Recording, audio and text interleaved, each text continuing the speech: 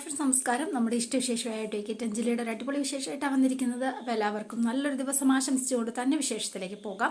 തുടങ്ങുമ്പോൾ തന്നെ കാണുന്നത് നമ്മുടെ അമ്പാടീനെയാണ്. അപ്പം അമ്പാടി ഇതേണ്ട ഒരു സ്ഥലത്ത് കയറിയിരുന്ന് കുറേ കാര്യങ്ങളൊക്കെ ഇങ്ങനെ ആലോചിച്ച് ഇങ്ങനെ ഇരിക്കുകയാണ്. ആള് തന്നെ പോയിരിക്കുകയാണ് കേട്ടോ. അപ്പോൾ വീട്ടിലിരുന്ന് മടുത്തു, എവിടെയെങ്കിലും പോകണം എന്ന് വിചാരിച്ചിരുന്നു. അപ്പം അർജുനോട് അങ്ങോട്ടേക്ക് വരാനാണ് പറഞ്ഞിരിക്കുന്നത്. അപ്പോൾ ഇങ്ങനെ കുറേ നേരം വെയിറ്റ് ചെയ്യുന്ന സമയത്താണ് അർജുൻ ഇതേണ്ട അങ്ങോട്ടേക്ക് കയറി വരികയാണ്. കയറി വന്ന് നോക്കുമ്പോൾ അമ്പാടി എന്തോ ഭയങ്കര ആലോചനയിലാണ്. ഒരു വിസിലടിച്ചപ്പോഴാണ് ആള് അറിയുന്നത് പോലും വന്നു വാടാ ഇങ്ങോട്ട് എന്നിങ്ങനെ പറഞ്ഞു കേട്ടോ. അപ്പൊ വേഗം ഓടി വന്നിട്ട് അല്ല ഹാ നിനക്ക് എന്താണ് എന്ന് പറഞ്ഞ് അമ്പാടി എന്ന് പറഞ്ഞ് ഓടി വന്ന് കെട്ടിപ്പിടിക്കുകയാണ് കേട്ടോ. കെട്ടിയൊക്കെ പിടിച്ചിട്ട് അല്ല എന്താണ് ബ്രോ ഇന്നിപ്പോ സുഖമില്ലെങ്കിലും ഈ പാറപ്പുറത്തൊക്കെ വന്നിരിക്കുന്നത്, വല്ല ചാടിച്ചാകാനോ മറ്റോ ആണോ ഉദ്ദേശം എന്നിങ്ങനെ ചോദിക്കാം. അതൊക്കെ പണ്ട്, ഇപ്പൊ ഇനി ചാകലല്ല എങ്ങനെ ജീവിക്കാം എന്നാ ഞാൻ ആലോചിക്കുന്നത്. ഞാൻ എൻ്റെ ഭാവി ജീവിതത്തെക്കുറിച്ച് മനോഹരമായൊരു പ്ലാൻ തയ്യാറാക്കായിരുന്നു. ഇങ്ങനെ വിശാലമായ സ്ഥലത്തിരുന്നാലേ വിശാലമായ പ്ലാനുകളൊക്കെ തയ്യാറാക്കാൻ പറ്റുള്ളൂ എന്നാ ഞാൻ പറഞ്ഞത്. ഓഹോ, മനസ്സിലായി. പത്മ ജീവനോടെ ഉണ്ട് എന്നറിഞ്ഞത് മുതൽ നിന്റെ ഭാവി ജീവിത കാര്യങ്ങൾ ഞാൻ പ്ലാനൊക്കെ കണ്ടതാ എന്നിങ്ങനെ പറയാം. പക്ഷേ ഈ ലോകത്തിന്റെ മോളിൽ കയറി അല്ലെങ്കിൽ എവിടെ കയറിയിരുന്നാന്ന് ഞാൻ ഒട്ടും പ്രതീക്ഷിച്ചില്ല. ശരിയാ, നമ്മൾ ആരും പ്രതീക്ഷിക്കുന്നത് പോലെ അല്ലടാ കാര്യങ്ങളൊക്കെ നടക്കാറ്. മരിച്ചുപോയി എന്ന് കരുതി അവക്ക് വേണ്ടിയിട്ട് നമ്മൾ ചിത വരെ ഒരുക്കിയതായിരുന്നില്ലേ? എന്നിട്ട് ഇപ്പൊ കണ്ടോ, അവിടെ നിന്നല്ലേ അവള് നമ്മളുടെ മുന്നില് ജീവനോടെ ഇപ്പോഴും ഉള്ളത്. ശരിയല്ലേ? അതിന് നിയോഗമോ പരീക്ഷണമോ അതൊന്നും എനിക്കറിയില്ല. പക്ഷേ ഏതായാലും എനിക്ക് ഒരു കാര്യം ഉറപ്പാടാ, അവളെ എനിക്ക് വേണ്ടിയിട്ടാടാ ദൈവം തിരിച്ചു കൊണ്ടുവന്നത് എൻ്റെ പെണ്ണായിട്ട് എന്ന് പറഞ്ഞു. അവളെ എൻ്റെ പെണ്ണാടാ മച്ചമ്പി എന്ന് പറയണം. ഓ സൂപ്പർ ഡയലോഗ് എന്ന് പറയണം കേട്ടോ. All the very very very best എന്ന് പറഞ്ഞു. അപ്പൊ പത്നിയെ കുറിച്ച് പറയുമ്പോൾ 100 നാവാണ് അമ്പാടിക്ക്. അല്ല നിന്റെ പെണ്ണുമ്പിള്ളയുടെ കാര്യം എന്തായി? നീ ഇനി എപ്പോഴാണ് രാജീവിന്റെ കഥ മാറ്റി അർജുന്റെ ട്രാക്കിലേക്ക് മാറുന്നത്? എടാ അത് പിന്നെ ഞാന് അത് എന്നൊക്കെ പറഞ്ഞിങ്ങനെ ഇരിക്കുകയാണ്. അപ്പൊ പെട്ടെന്ന് ഇങ്ങനെ ആലോചിച്ചു, ഇനിയിപ്പൊ ഞങ്ങളുടെ കല്യാണം കഴിഞ്ഞ കാര്യം അമ്പാടിയോട് ഇതുവരെ പറഞ്ഞിട്ടില്ല, ഇനിയിപ്പൊ പറഞ്ഞാലോ? വേണ്ട, അത് വേണ്ട എന്ന് തീരുമാനിച്ചോ. കാര്യങ്ങളൊക്കെ ഒന്ന് കലങ്ങി തെളിഞ്ഞ ശേഷം സംഗതി സർപ്രൈസ് ആയിട്ട് തന്നെ ഇവനോട് അവതരിപ്പിക്കാം. അപ്പം അത് പറയുമ്പോ പത്നിയും കൂടി അവനോടൊപ്പം ഉണ്ടാവുന്നത് നല്ലത്. എന്താടാ നീ മാനത്ത് നോക്കി ചിന്തിക്കുന്നത്? അല്ല അവളോട് പറയണം സമയാവട്ടെ. ഇനി എന്ന് നിന്റെ അച്ഛൻ ആ കാവ്യ കൊണ്ട് കെട്ടിച്ചതിന് ശേഷോ? ഇല്ലടാ, ഇനി ഏതായാലും അതൊരിക്കലും വൈകില്ല എന്ന് പറഞ്ഞു. ഇത്താണേലും അതിനുള്ള സമയം വരട്ടെ, ഞാനും എന്താണെങ്കിലും വെയിറ്റിംഗാ എന്നിങ്ങനെ അർജുൻ ഇങ്ങനെ പറയുകയാണ്. അപ്പൊ ഇത് ഇടിയൊക്കെ കുടുങ്ങാൻ തുടങ്ങി. മഴ പെയ്യുന്ന ലക്ഷണമൊക്കെ ഉണ്ട് കേട്ടോ. ആഹാ, എന്താണെങ്കിലും മിന്നലും ഇടിയൊക്കെ ഉണ്ടല്ലോ. ഇന്നേ മഴ പെയ്യോന്നാ തോന്നുന്നത്. മഴ പെയ്യട്ടാ, നന്നായി. ഈ കൊടും ചൂടിൽ അത് ഭയങ്കര ആശ്വാസമായിരിക്കും. മാത്രമല്ല മഴയെക്കുറിച്ച് എനിക്കൊരു ഫാന്റസി ഉണ്ടെന്നേ. എല്ലാവരും പറയുന്നത് പോലെ മഴ, കട്ടൻ ചായ, ജോൺസൺ മാഷ്, ഇത് 3 കൂടി ഒരുമിച്ച് ആസ്വദിക്കാൻ ഞാനും എൻ്റെ പെണ്ണുമ്പിള്ളെ നമ്മുടെ ആ പാടത്തിന് സമീപത്തുള്ള ആ ഏർമാടവില്ലേ അവിടെ ഇങ്ങനെ കെട്ടിപ്പിടിച്ചങ്ങനെ ഇരിക്കും. എങ്ങനെയുണ്ട്? എൻ്റെ ഒരു സ്വപ്ന. അയ്യേ ഏറുമാടോ, നിനക്കെന്താടാ ഭ്രാന്തായോ? അല്ല അതെന്താടാ? എടാ അതൊക്കെ ഒരു നൊസ്റ്റാൾജിക് ഫീൽ അല്ലേടാ മച്ചമ്പി? ശരി, പക്ഷെ എൻ്റെ മനസ്സിലുള്ള നൊസ്റ്റാൾജിക് ഫീൽ ഞാൻ എന്താന്ന് വെച്ചാ പറയണ്ടേ? പിന്നെന്താ പറ, കേൾക്കട്ടടാ. അത് പിന്നെ പ്രേമത്തെക്കുറിച്ച് പറയാനും കേൾക്കാനും ഒക്കെ ഒരു രസം തന്നെയല്ലേടാ. അമ്പാടിയുടെ പ്രണയസങ്കല്പം ഇവിടെ തുടങ്ങാണ് കേട്ടോ എന്ന് പറഞ്ഞു. ശരി പറഞ്ഞു. ഇനിയിപ്പോ ബിൽഡപ്പ് ഒന്നും വേണ്ട. യൂറോപ്പിലെ ആൽപ്സ് പർവ്വതനിരകളിലെ താഴ്വര. എന്റെ പൊന്നു, യൂറോപ്പോ? നീ നാഷണൽ റോമിങ് വിട്ടിട്ട് ഇന്റർനാഷണൽ റോമിങ് വരെ എത്തിയോടാ എന്ന് ചോദിക്കുകയാണ്. ഫ്ലോ കളയാതെ പറ നീ ഫ്ലോ കളയാതെ എന്ന് പറയണം. പറ വേഗം പറഞ്ഞ. സ്വിറ്റ്സർലാൻഡാണ് ലൊക്കേഷൻ. എങ്ങനെയുണ്ട്? സൂപ്പർലേ. അവിടെ ആൽപ്സ് പർവ്വതനിരകളുടെ ചുവട്ടിൽ അതിവിശാലമായൊരു പുൽത്തകിടിയുണ്ട്. എങ്ങനെയുണ്ട്? സൂപ്പർലേ. അവിടെ അതിനേക്കാൾ വിശാലമായിട്ട് അതെ തടിച്ച് കൊഴുത്ത കുറേ ജേഴ്സി പശുക്കളുള്ള ഒരു ഡയറി ഫാം ഉണ്ട്. ഞാനും നീയുമാണ് അതിന്റെ പാർട്ട്നേഴ്സ്. എങ്ങനെയുണ്ട്? അത് കൊള്ളാം, കലക്കി, അതെനിക്ക് ഇഷ്ടപ്പെട്ടു എന്ന് വേഗം. പണ്ടേ പശുക്കളുടെ പാൽ എനിക്ക് ഭയങ്കര ഒരു വീക്ക്നെസ്സാ. Good, super. അപ്പോ നിന്റെ പെണ്ണുമ്പിള്ളയെ വേണമെങ്കിൽ നമുക്ക് അവിടുത്തെ ജില്ലാ കോടതിയിൽ പ്രാക്ടീസിന് വിടാം. എന്തു പറയുന്നു? അവിടുത്തെ ഏതെങ്കിലും ഇംഗ്ലീഷുകാരനെ രാഘവനുണ്ണി അവനെ കൊന്നങ്ങ് ജീവിച്ചോളും. കോപ്പേ, നീ എൻ്റെ അച്ഛനെ സാഹിപ്പാക്കി കൊന്നോ? ഏയ് തീർന്നിട്ടില്ല, പറയട്ടെ, നീ ചൂടാവല്ലേ. പിന്നെ നമ്മൾ 2 ഫാമിലി ആയിട്ട് അപ്പുറത്തും ഇപ്പുറത്തായിട്ട് ഒരു വുഡൻ ഹൗസിൽ അങ്ങനെ അങ്ങ് നമ്മൾ അഴച്ച് പൊളിച്ച് താമസിക്കുന്നു. അതെ, പിന്നെ പിന്നെ നിന്റെ ജോൺസൺ മാഷ്, കട്ടൻ ചായ എല്ലാം നമുക്ക് സെറ്റാക്കാം. എന്തു പറയുന്നു? ഓഹോ, ചില്ലറ മോഹമൊന്നും അല്ലല്ലോ. അതിന് മോഹത്തിന് എന്തിനാണ് അളിയ ദാരിദ്ര്യം വെക്കുന്നത്? ഒരൊറ്റ കാര്യത്തിൽ മാത്രമേ എനിക്ക് വിഷമമുള്ളൂ എന്ന് പറഞ്ഞു.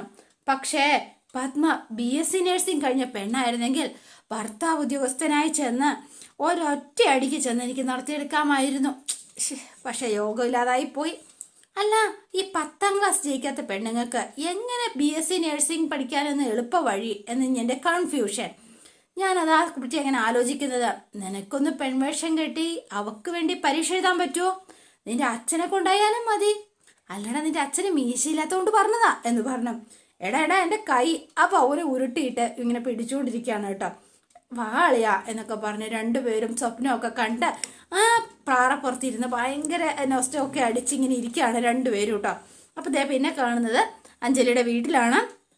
അപ്പൊ ശ്യാമള അവളിങ്ങനെ പറഞ്ഞ കാര്യങ്ങളിങ്ങനെ ആലോചിച്ചിരിക്കുകയാണ്. അനുപമ അഞ്ജലിയുടെ രഹസ്യ കല്യാണം കഴിഞ്ഞു. അതാണിങ്ങനെ മനസ്സിലിങ്ങനെ ചെവിയിലിങ്ങനെ അടിക്കുന്നത് പോലെ വന്നുകൊണ്ടിരിക്കുന്നത്. നിങ്ങളെയൊക്കെ ചതിച്ച്, നിങ്ങളെയൊക്കെ വഞ്ചിച്ച് അവൾ ഒരുത്തിന് വേണ്ടിയിട്ട് തല കുനിച്ചു കൊടുത്തു, രഹസ്യമായിട്ട് അവർ താലി കെട്ടാനായിട്ട്. മനസ്സിലായില്ലേ? അപ്പം ഇതിങ്ങനെ ആലോചിച്ചിരിക്കുന്ന സമയത്താണ് അഞ്ജലി അങ്ങോട്ടേക്ക് വരുന്നത്. അപ്പൊ അഞ്ജലി വന്ന് വീട്ടിലേക്ക് കയറാൻ തുടങ്ങിയപ്പോ നിക്കടി അവിടെ എന്ന് പറഞ്ഞുകൊണ്ട് നേരെ ഷൗട്ട് ചെയ്തപോലെ നേരെ ഇന്ദിര ഇറങ്ങി ചെല്ലുകയാണ്. പുറകെ തന്നെ ഇവൾ വന്നു എന്ന് മനസ്സിലാക്കി ഇന്ദിരയുണ്ട്, പിന്നെ നമ്മുടെ ശിവരാമനും ആര്യയും ഒക്കെ കൂടി ഇറങ്ങി വരികയാണ് കേട്ടോ. എല്ലാവരും, ഞാൻ ഈ കേട്ടതൊക്കെ ശരിയാണോടി? ആണോന്ന്? എന്താമേ, എന്താ കാര്യം എന്ന് ചോദിച്ചു അഞ്ജലി. അപ്പോഴേക്കും ബാക്കി എല്ലാവരും ഇറങ്ങി വന്നു. ഇന്ദിരയ്ക്ക് ഭയങ്കര ത്രില്ലാണല്ലോ ഇത് കാണാനായിട്ട്. അനുപമ ഈ വീട്ടിൽ വന്ന് നിന്നെക്കുറിച്ച് പറഞ്ഞതൊക്കെ സത്യമാണോ എന്നാ നിന്നോട് ഞാൻ ചോദിച്ചത്. അനുപമ ഈ വീട്ടിൽ വന്നോ? വന്നെങ്കിൽ അമ്മയോട് അവൾ എന്തെങ്കിലും പറഞ്ഞെങ്കിൽ അമ്മ എന്താന്ന് പറ, എന്നാലല്ലേ എനിക്ക് ഉത്തരം പറയാൻ പറ്റൂ. അനുപമ വന്നിട്ടൊരു കാര്യം പറഞ്ഞത് നീ ഒരു രഹസ്യ കല്യാണം കഴിച്ചു എന്നാ പറഞ്ഞത്. അഞ്ജലിയുടെ കണ്ണൊക്കെ തള്ളിപ്പോയി. ഇതിനിപ്പോ എങ്ങനെ മാനേജ് ചെയ്യും? ആകെ പെട്ടു എന്ന് മനസ്സിലായി അഞ്ജലിക്ക്. അപ്പൊ അഞ്ജലി ആകെ ഷോക്കായിട്ട് ഇങ്ങനെ കണ്ണും തള്ളി നിൽക്കുകയാണ്, എന്താ പറയണ്ടേന്ന് അറിയാതെ. അപ്പൊ കുറെ നേരം നോക്കി നിന്നു ശ്യാമള. നീ എന്താ ഈ കണ്ണും തള്ളി ഇങ്ങനെ നോക്കി നിൽക്കുന്നത്? ചോദിച്ചത് കേട്ടില്ലേ? നിനക്കെന്താ നാക്കില്ലേ? പറയടി, നീ ആരുടെ കൂടെ രഹസ്യ കല്യാണം നടത്തിയിട്ടാ ഒന്നും അറിയാത്തതുപോലെ ഇവിടെ വന്ന് താമസിക്കുന്നത്? ചോദിച്ചതിന് മറുപടി പറയടി എന്ന് പറഞ്ഞു. എന്നിട്ട് സത്യം പറയടി, അനുപമ പറഞ്ഞതൊക്കെ നേരാണോടി എന്ന് ചോദിച്ചു. അപ്പോഴും അഞ്ജലി മിണ്ടുന്നില്ല. എടി ആണോന്നാ ചോദിച്ചത്. അപ്പൊ ഇവളുടെ ഈ പരിങ്ങനെ കണ്ടപ്പോ തന്നെ സംശയം. എന്നിട്ട് ശ്യാമള ഇവളായിട്ട് അടിക്കുകയാണ് കേട്ടോ. ശ്യാമളെ, നീ എന്ത് പണിയായി കാണിക്കുന്നത് എന്ന് ചോദിച്ച് ശിവരാമൻ അങ്ങോട്ടേക്ക് വന്ന് തള്ളി മാറ്റി. നീ എന്ത് വിവരക്കേട് കാണിക്കുന്നത്? അനുപമ വന്ന് എന്തെങ്കിലും പറഞ്ഞോന്ന് വെച്ച് നമ്മുടെ മോളോട് ഇങ്ങനെയൊക്കെയാണോ നീ പെരുമാറേണ്ടത്? അതും ദേഹം ഉപദ്രവിച്ച്. സത്യം എന്താണെന്ന് അറിയണ്ടേ? ഞാൻ അവളെ നൊന്ത് പ്രസവിച്ച അമ്മയല്ലേ? അപ്പൊ എനിക്കറിയണ്ടേ ശിവരാമേട്ടാ? എന്ത് സത്യം? എന്തിപ്പോ നിനക്ക് അറിയാനായിട്ടിരിക്കുന്നു?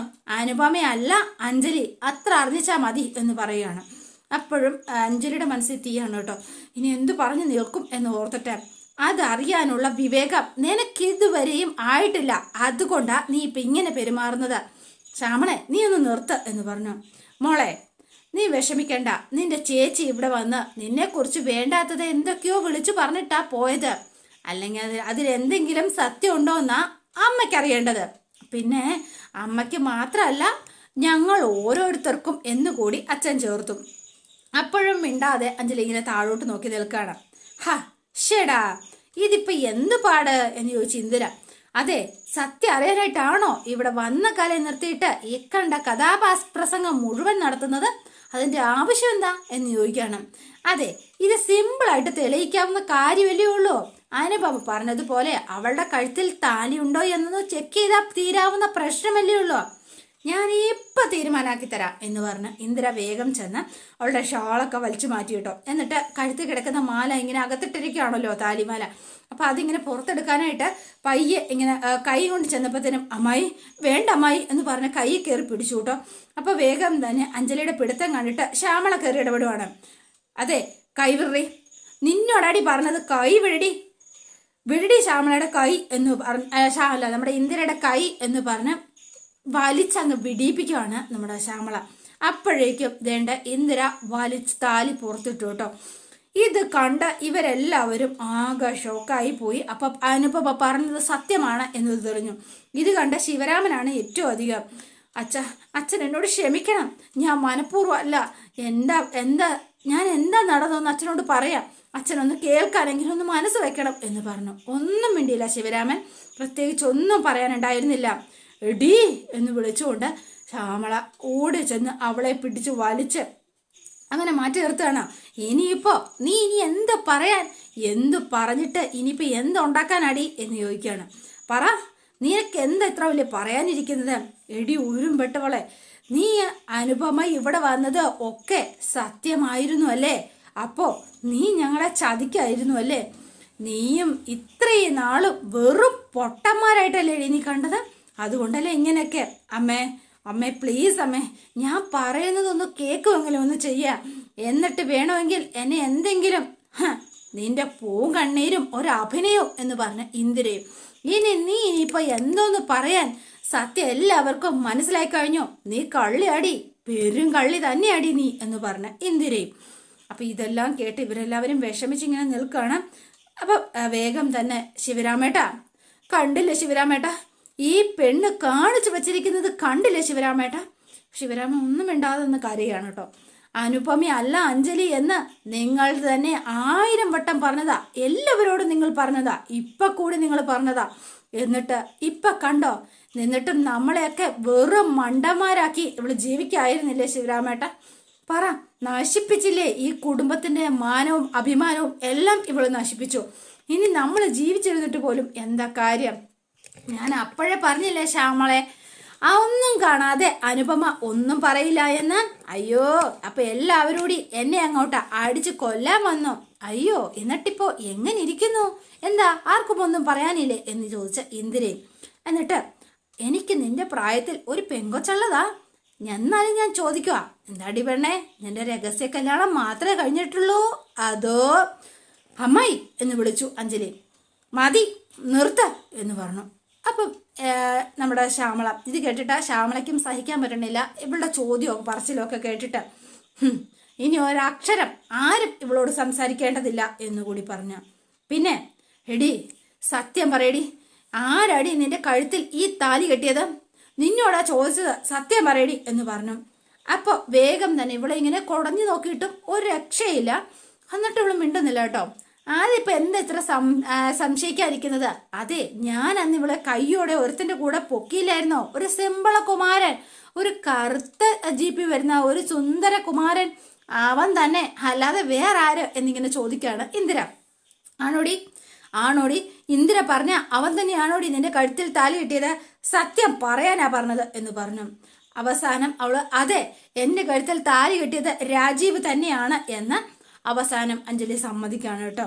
അപ്പൊ ഇതുകൂടി കേട്ടപ്പോൾ എല്ലാവരും ആകെ സ്റ്റക്കായി. എന്നിട്ട് ഒന്നും മിണ്ടാതെ നേരെ ശിവരാമനകത്തേക്ക് കയറിപ്പോയി. പുറകെ നമ്മുടെ ശ്യാമളയും കൂടെ കയറി പോവാണ് കേട്ടോ. ഇത് കണ്ടിട്ട് ഇവരെല്ലാവരും ഇങ്ങനെ സ്റ്റക്കായിട്ട് നിൽക്കണം. ശ്യാമള നേരെ അകത്തേക്ക് കയറി. എന്നിട്ട് ഒരു ബാഗുമായിട്ടാണ് നേരെ പുറത്തേക്ക് വരുന്നത്. എന്നിട്ട് അതെടുത്ത് വലിച്ചെറിഞ്ഞു. ഇത് കണ്ടപ്പോൾ അഞ്ജലി ആയിരിക്കും ഭയങ്കര ഷോക്കായി. എല്ലാം സ്വയം തീരുമാനിച്ച് നടപ്പാക്കാൻ അറിയാവുന്ന നിനക്ക് ഇനി ഈ വീട്ടിൽ നിനക്ക് സ്ഥാനമില്ല, നിനക്ക് പോവാം. അമ്മായി എന്ന് വിളിച്ചു. അതെ, അമ്മായി തന്നെയാ പറയുന്നത്. എനിക്കിനി ഇങ്ങനെ ഒരു മോളില്ല, എനിക്ക് അവളെ ആവശ്യവുമില്ല എന്നുകൂടി പറഞ്ഞു. പിന്നെ ഇനി അഡ്വക്കേറ്റ് അഞ്ജലിയുടെ സ്ഥാനം ഈ വീടിന് പുറത്താ, അത് ഈ വീട് അഡ്വക്കേറ്റ് അഞ്ജലിയുടെ വീടല്ല എന്നുകൂടി പറഞ്ഞു കേട്ടോ. അപ്പൊ ഇനി എന്തു ചെയ്യും, എങ്ങോട്ട് പോകും എന്നൊന്നും ഒരു പിടുത്തവും ഇല്ലാതെ അഞ്ജലി ഇങ്ങനെ നിൽക്കുകയാണ് കേട്ടോ. എനിക്കോ ശിവരാമേണ്ണോ ഇനി ഇങ്ങനെ ഒരു മോള് ഞങ്ങൾക്കില്ല, ഞങ്ങൾക്ക് ആവശ്യമില്ല. അനുപമയെ പോലെ തന്നെ നിന്നെ ഇനി കാണേണ്ട കാര്യവും ഞങ്ങൾക്കില്ല എന്നുകൂടി പറഞ്ഞു. നീ ഇനി ഈ കോളനിയിൽ ഉണ്ടാവാൻ പോലും പാടില്ല, ഈ കോളനിയിൽ. പിന്നെ ഇന്ദിരേ, നീ വേണം ഇവിടെയുള്ള എല്ലാവരോടും പറയാൻ, കോളനിക്കാരുടെ കമ്പനിക്കാരാണ് എന്ന് പറഞ്ഞ് ആരെങ്കിലും ഇവളെ സഹായിക്കാനോ ഇവിടെ നിർത്താനോ ശ്രമിച്ചാൽ ഒരു കാര്യം ഞാൻ പറഞ്ഞേക്കാം, ഈ ഇന്ദിരേ ഞാൻ പറയുന്നത് ഈ ശ്യാമളയുടെ കാര്യമാ. ഒരു മുഴം കയറ് മതി ഈ ശ്യാമളയ്ക്ക് ജീവിതം അവസാനിപ്പിക്കാൻ, പറഞ്ഞില്ല എന്ന് വേണ്ട എന്ന് പറഞ്ഞു. അപ്പൊ വേഗം തന്നെ ആര്യയ്ക്കും ആകെ ഷോക്കായി പോയി. തെറ്റൊക്കെ പറ്റിയിട്ടുണ്ട്, പക്ഷേങ്കില് അമ്മായി എന്തൊക്കെ പറയുന്നത് എന്ന് ചോദിച്ച് ആര്യ ഇങ്ങനെ, അമ്മായി ഞാൻ പറയുന്നൊന്ന് മനസ്സിലാക്കുക, ഇതെന്ത് അന്യായി കാട്ടുന്നത്? അതെ, അഞ്ജലിയെ ഈ വീട്ടിൽ നിന്ന് ഇറക്കി വിട്ട അവൾ എങ്ങോട്ട് പോവാനമ്മായി? അതും ഈ സമയത്ത് ദേ ഇപ്പൊ മഴ വരെ പെയ്യുന്നാ തോന്നുന്നത്. അതെ, ഒന്ന് ഒന്ന് കേൾക്ക് എന്ന് പറയാണ്. അമ്മായി അവളെ അകത്തേക്ക് വിളിക്ക്, ബാക്കിയൊക്കെ നമുക്ക് അകത്തിരുന്ന് സംസാരിച്ച് തീരുമാനം ഉണ്ടാക്കാൻ. ദേ ആര്യേ, ഞാൻ ഒരു മുഴം കയറിന്റെ കാര്യം പറഞ്ഞത് നിനക്ക് കൂടി കേൾക്കാൻ വേണ്ടിയാ എന്ന് ആര്യോട് വീണ്ടും റിപ്പീറ്റ് ചെയ്ത് പറയുകയാണ് ശ്യാമള. അതും വെറും വാക്കാണെന്ന് കരുതി എങ്കിൽ നിനക്ക് തെറ്റി ആര്യ എന്ന് പറഞ്ഞു. അതെ, ഈ ഞാൻ പറഞ്ഞത് വെറും വാക്കൊന്നുമല്ല, ഉള്ള കാര്യം തന്നെയാ ഞാൻ പറഞ്ഞത്. ഇനി ഇവളെ ഈ നടപ്പടി കടന്ന് ഈ വീടിനകത്ത് കാലുകുത്തിയ ചത്തു കളയും ഞാൻ മാത്രമല്ല ഇവളുടെ അച്ഛനും. ഇത് ഈ ശ്യാമളയുടെ സത്യ ഉറപ്പ്, ഇത് ജീവിതത്തിൽ ഞാൻ മാറ്റാൻ ഉദ്ദേശിക്കുന്നില്ല എന്നൊക്കെ പറഞ്ഞ് നേരെ ശ്യാമള അകത്തേക്ക് പോയി. അപ്പൊ ഇവളിങ്ങനെ അവിടെ നിന്നിങ്ങനെ കരയാണ്. ഇത് കണ്ട് ആസ്വദിച്ച് നിൽക്കുന്ന ഒരാളാണ് ഇന്ദിര. ഇന്ദിരയ്ക്ക് ഭയങ്കര സന്തോഷമായി. അപ്പൊ ഇവളുടെ അഹങ്കാരം തീർന്നല്ലോ എന്നോർത്ത് ഇങ്ങനെ നിൽക്കുകയാണ്. അപ്പൊ അതോടെയാണ് ഇന്നത്തെ വിശേഷം അവസാനിക്കുന്നത്. ഇനി നാളത്തെ വിശേഷം ഇതിലും ഗംഭീരമാണ്. അപ്പൊ എല്ലാവരും വെയിറ്റ് ചെയ്യുക. ഇഷ്ടപ്പെട്ടുവെങ്കിൽ ലൈക്ക് ചെയ്യാനും ഷെയർ ചെയ്യാനും സബ്സ്ക്രൈബ് ചെയ്യാനും ഹൈപ്പ് ചെയ്യാനും മറന്നു പോകല്ലേ. പുതുപുത്തൻ വിശേഷമായിട്ട് എത്താം. Bye and see you again.